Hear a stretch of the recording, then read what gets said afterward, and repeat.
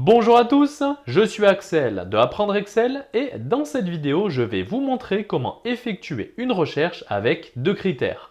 Un critère en ligne et un critère en colonne. Par exemple, ici j'ai l'immatriculation en ligne et en colonne, j'ai plusieurs informations concernant le véhicule. Et ici, je n'ai qu'à modifier le choix de l'immatriculation, par exemple je vais prendre ce véhicule, pour que le résultat retrouvé s'ajuste. Ici, en résultat, j'ai désormais bien le bon résultat qui est retrouvé, c'est-à-dire le croisement entre mon critère situé en ligne avec l'immatriculation et mon critère situé en colonne avec actuellement le numéro de compte. Et si je modifie le type d'information recherchée, par exemple, je vais aller retrouver cette fois-ci la valeur d'achat, je vais donc sélectionner valeur d'achat et ici, en résultat, j'ai bien la valeur d'achat du véhicule sélectionné. Et donc, je n'ai qu'à modifier mes critères pour retrouver le résultat correspondant à la recherche. Et je vais vous montrer comment faire dans cette vidéo.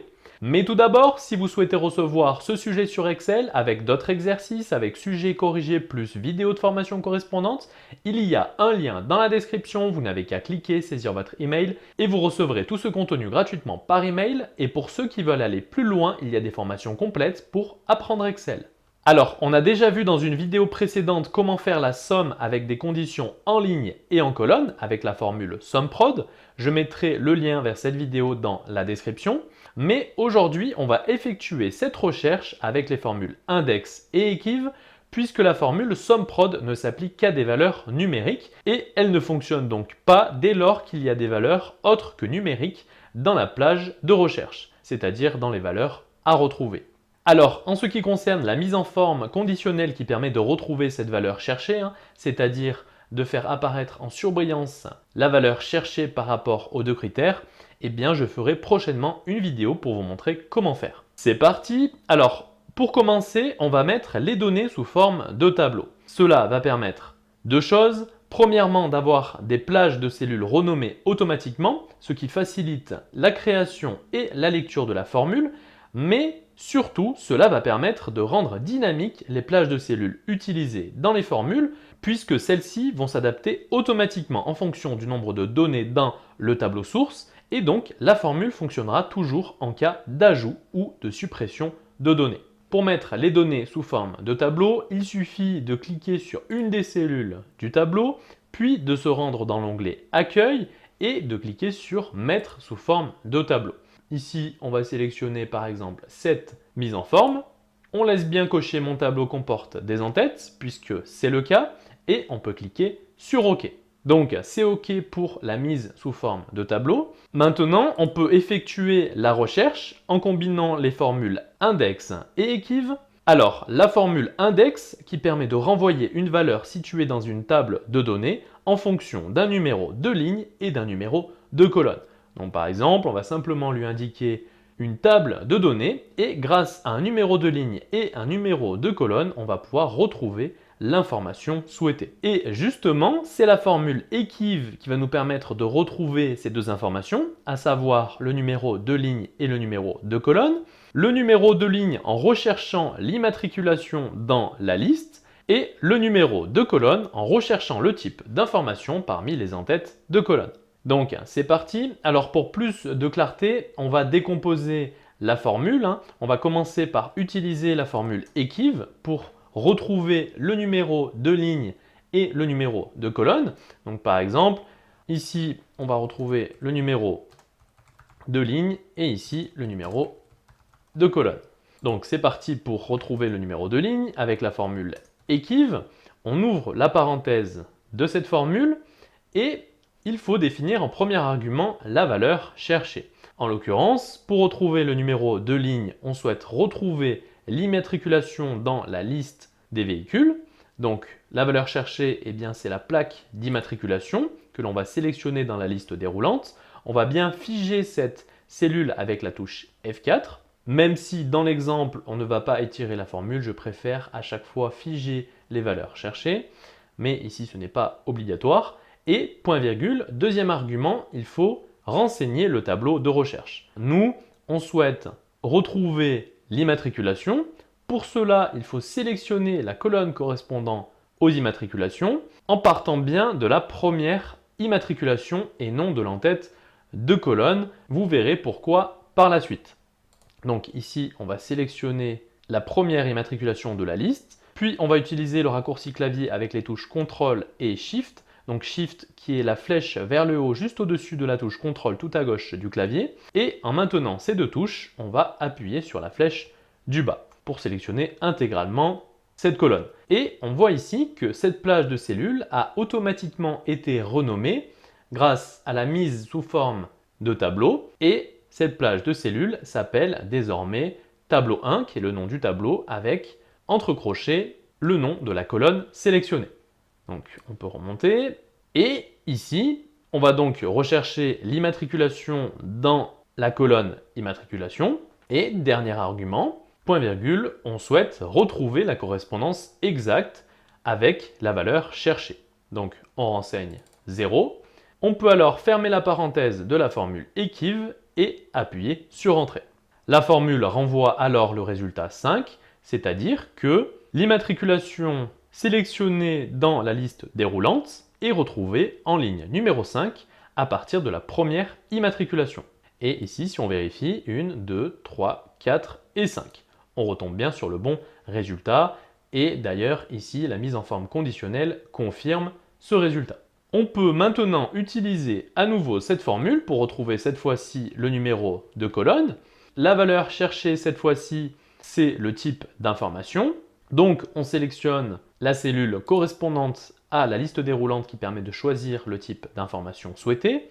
On peut figer la cellule avec la touche F4. Point virgule, le tableau de recherche. Cette fois-ci, on va rechercher le type d'information dans les entêtes de colonne.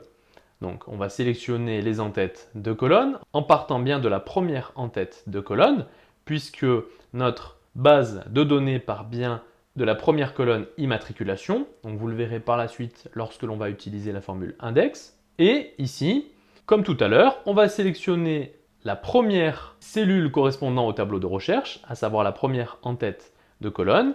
Et en maintenant les touches CTRL et SHIFT, on va appuyer sur la flèche de droite. Cela nous permet de sélectionner entièrement les entêtes. Et d'ailleurs, on voit ici que cette plage de cellules est automatiquement renommée, toujours due à la mise sous forme de tableau. Et on comprend qu'il s'agit des entêtes du tableau 1. Et enfin, point virgule, comme tout à l'heure, on souhaite retrouver la correspondance exacte avec la valeur cherchée. Et donc, on saisit 0. On peut fermer la parenthèse de la formule EQUIV et appuyer sur Entrée. On peut vérifier le résultat. En type d'information, je souhaite retrouver la valeur d'achat et celle-ci est située sur la première, deuxième, troisième, quatrième, cinquième et sixième entête de colonne, chose qui est confirmée par la mise en forme conditionnelle. Donc c'est OK, grâce à ma formule EQUIV, j'ai pu retrouver le numéro de ligne correspondant à l'immatriculation, ainsi que le numéro de colonne correspondant au type d'information. Il ne me reste plus qu'à utiliser la formule index qui, elle, va justement me permettre de renvoyer la valeur souhaitée dans la table de données grâce au numéro de ligne et au numéro de colonne. Donc cette formule, je vais la réaliser en deux temps. Ici, pour bien comprendre, donc, je vais utiliser ma formule index. J'ouvre la parenthèse de cette formule. Il faut définir en premier argument la matrice.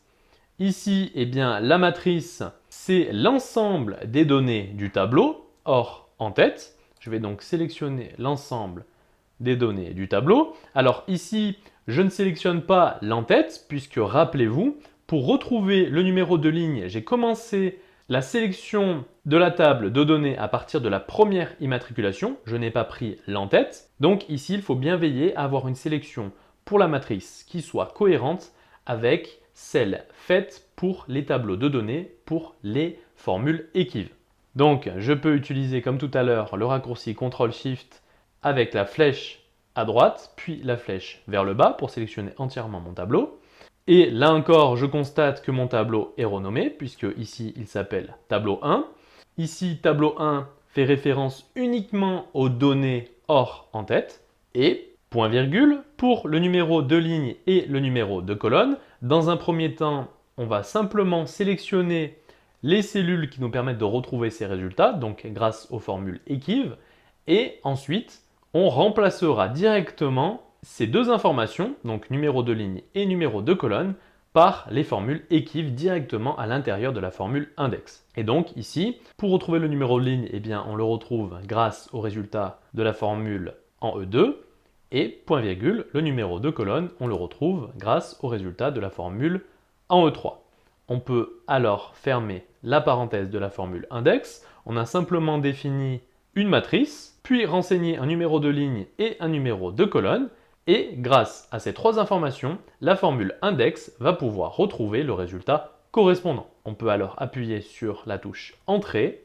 Et ici, on retombe bien sur le bon résultat, puisque pour le véhicule KJP 523 LMP, on a bien une valeur d'achat de 27 000. Et cette fois-ci, on va directement insérer les formules équives à l'intérieur de la formule index. Donc c'est parti. Donc ici, on va simplement remplacer le numéro de ligne. Au lieu de faire référence à une cellule, on va directement imbriquer notre formule équive qui nous permet de retrouver ce résultat. Donc pour le numéro de ligne, on utilise la formule équive. On ouvre une parenthèse. La valeur cherchée pour le numéro de ligne, c'est l'immatriculation. On fige avec F4, point virgule. Le tableau de recherche pour retrouver l'immatriculation, eh bien, c'est la colonne immatriculation, en partant non pas de l'entête, mais bien de la première valeur, donc de la première immatriculation. On sélectionne entièrement cette colonne. Et ici, point virgule, on souhaite avoir une correspondance exacte avec la valeur cherchée. Donc c'est OK pour la première formule équive qui permet de retrouver le numéro de ligne. Et on peut basculer sur le numéro de colonne. Donc on va supprimer la référence de cellule et on va utiliser à nouveau la formule équive. Sauf que cette fois-ci, la valeur cherchée sera le type d'information. Cellule que l'on va figer avec F4, point virgule. Le tableau de recherche correspond dans ce cas aux entêtes de colonne. Donc on va sélectionner entièrement les entêtes de colonne. OK. Et point virgule, on souhaite bien avoir la correspondance exacte avec la valeur cherchée. On peut fermer la parenthèse de cette seconde formule équive qui nous permet de retrouver le numéro de colonne. Et on peut fermer la parenthèse de la formule index et appuyer sur Entrée. Et ici, on va bien retrouver le même résultat. Simplement, on a directement imbriqué les formules équives à l'intérieur de la formule index. Formule équive qui nous permet de retrouver à la fois le numéro de ligne grâce à l'immatriculation et le numéro de colonne grâce au type d'information. Et grâce à ces deux données, numéro de ligne et numéro de colonne, on peut, avec l'aide de la formule index, retrouver la valeur correspondant au croisement de ces deux critères. Et ici, comme je vous l'ai dit en début de vidéo, le fait d'avoir mis les données sous forme de tableau permet justement, en cas de suppression ou d'ajout de données dans le tableau source, de fonctionner malgré tout et de renvoyer le bon résultat. Par exemple, ici, si je supprime la colonne durée, eh bien, mes résultats se décalent. Pour ce qui est du numéro de ligne, ça n'a pas changé. Par contre, pour ce qui est du numéro de colonne, eh bien, le résultat n'est plus 6, mais 5, car il y a une suppression d'une entête de colonne, et donc la valeur d'achat n'est plus située en 6e position, mais bien en 5e position, donc sur la 5e entête de colonne, et ma formule renvoie toujours le bon résultat. Et ici, si j'ajoute une immatriculation à mon tableau, par exemple l'immatriculation FF00AA, je vais renseigner par exemple une valeur d'achat pour l'exemple, une valeur d'achat de 14 000 €. Et si dans ma liste des immatriculations, je sélectionne ce véhicule, donc d'ailleurs, la sélection pour la liste déroulante s'est mise à jour automatiquement puisque cette création de liste déroulante a été faite à partir du nom de la plage renommée grâce à la mise en forme de tableau. D'ailleurs, si vous souhaitez savoir comment créer une liste déroulante dynamique, c'est-à-dire une liste qui s'adapte en fonction du nombre de valeurs contenues dans la liste, j'ai déjà réalisé une vidéo à ce sujet et là encore, je mettrai le lien en description.